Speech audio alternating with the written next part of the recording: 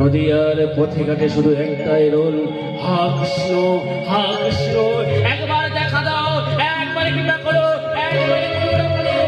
জানে দেখে গানে বলে চন্দ্রের হরি, আমাদের কিনিয়া নহ বলো গৌর হরি।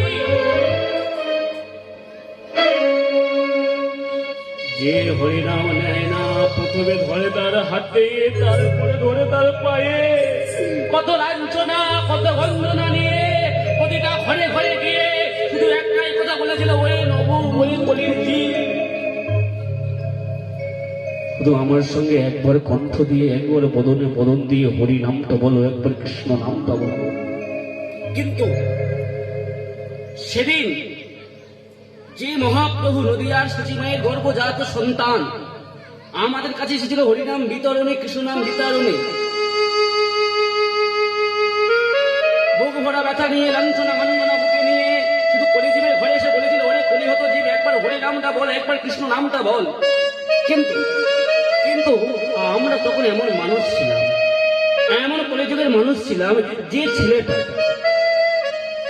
যে ছেলেটা এই পাপের পৃথিবী থেকে আমাদের উদ্ধার করার জন্য এত কষ্ট করলো, মার খেলো, লাঞ্ছনা গঞ্জনা বুকে নিয়ে শুধু আমাদের মতো কলিজীবের ঘরে এসে বলেছিল, না চাইনি মতো খেতে, বলে তোমার বাড়িটা আমার দিকে দাও, বললে তোমার বিষয় সম্পত্তি আমার দিয়ে দাও। আমাদের কাছে কোন দাবি রাখি না, শুধু মুখে একটাই কথা বলেছিল, ওরে কোলে হতো জি, তোর আমাকে যতই মার যত লাঞ্ছনা আমাকে দিস না কেন, কণ্ঠ দিয়ে একবার আমার বদনে বদন দিয়ে শুধু একবার হরি নামটা বল, একবার কৃষ্ণ নামটা বল। কারণ কলিযুগে হরিনাম ছাড়ার গতি নাই, কলিযুগে কৃষ্ণ নাম ছাড়া আর কোনো গতি নাই। তাই তোদের কাছে আমার একটাই নিবেদন, একবার শুধু আমার কণ্ঠে কণ্ঠ দিয়ে, একবার আমার বদনে বদন দিয়ে শুধু আমার সঙ্গে একবার হরি নামটা বল, একবার কৃষ্ণ নামটা বল।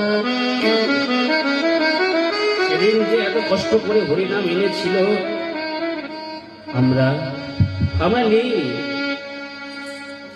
কত লাঞ্ছনা, কত বঞ্জনা, কুকুরের মতো ধিক্কার ধিক্কার করে দাঁড়িয়ে দিচ্ছি, কতই মাথা মেরেছিলাম। নদিয়ার পথে ঘাটে শ্রীমান গৌরাঙ্গ মহাপ্রভু আমার সঙ্গের বেড়া নিতাই, এত লাঞ্ছনা গঞ্জনা বুকে নিয়ে নিতাই বলেছিল, ভাই মেরেছিস কলসির কানা, তা বলে কি আমি প্রেম দেব না? আমি যে নিতাই, আমি যে দাদা বড়, আমার যে বড় কর্তব্য আছে ভাই। তোরা ছোট, তোরা অনেক ভুল করতে পারছিস, আমি তো ভুল করে ভালো না। তোরা আমাকে যতই মার, যতই গালি দে, যতই লাঞ্ছনা দে, যতই বঞ্চনা দে, কিন্তু ভাই শুধু মনে রাখিস, কলিযুগে হরিনামের উপরে আর কিছু নেই। হরিনাম সত্য, হরিনাম নিত্য। তাই কলিযুগে যতই যা করো না কেন, যতই মন্দিরে যাও না কেন, যত নিত্য যাও না কেন, একমাত্র শান্তি আছে হরিনামে, একমাত্র কৃষ্ণ নামে।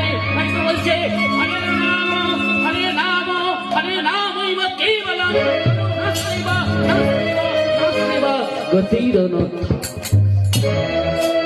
এই কলিযুগের মাটিতে হরিনাম ছাড়া আর কিছু নাই।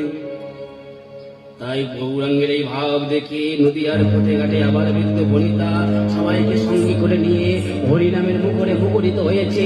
এই ভাব দেখে অদূর থেকে পদকর্তা মনে মনে বলছে, হে গৌরাঙ্গ মহাপ্রভু, তোমার মতো এমন দয়াল পৃথিবীর মুখে নেই, যে এত লাঞ্ছনা, এত বঞ্চনা মুখে নিয়ে শুধু আমাদের মতো কলিযুগকে উদ্ধার করার জন্য মুখে শুধু একটাই হরিনাম বলেছে, একটাই কৃষ্ণ নাম বলেছে। কিন্তু আমার দুঃখ কোথায় জানো, কোথায়?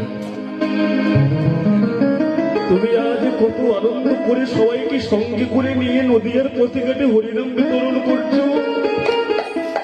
তোমার সঙ্গে আছে তোমার দাদর সখা, দাদারি তাই প্রিয় গদাধর বাঁকা মন্ত্রেশ্বর চন্দ্রশেখর, সবাইকে সঙ্গে করে নিয়ে তুমি নদিয়ার পথে ঘাটে হরিনাম বলছো, হরিনাম বিতরণ করছো। কতই মধুর হরিনাম, কতই মধুর কৃষ্ণ নাম। কিন্তু মহাপ্রভু জানি না আমি কোন জন্মের পাপী হলাম, কোন জন্মে কি এমন পাপ করেছিলাম জানি না, সেই পাপের জন্য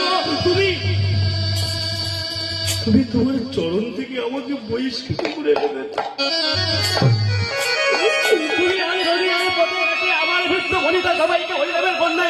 করতো।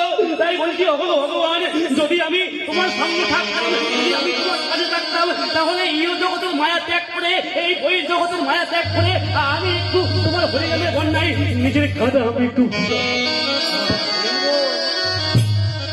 তোমার মতো দয়াল পৃথিবীর বুকে আর নেই।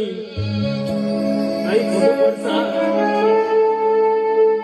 ভাবের এক পাশে দাঁড়িয়ে গৌরাঙ্গের ভাব দেখে মনে মনে বলছি, ওই কলিযুগ জি কে বলেছে, কে বলেছে আমার গৌরাঙ্গ ভালো নয়? হ্যাঁ, দেখো যে মানুষটা আমাদের মতো কলিযুগকে উদ্ধার করার জন্য এত এত মার খেলো, এত লাঞ্ছনা বন্দনা বুকে নিয়েছে, দেখো সেই মানুষটার গুণের কথা কত বলবো গো।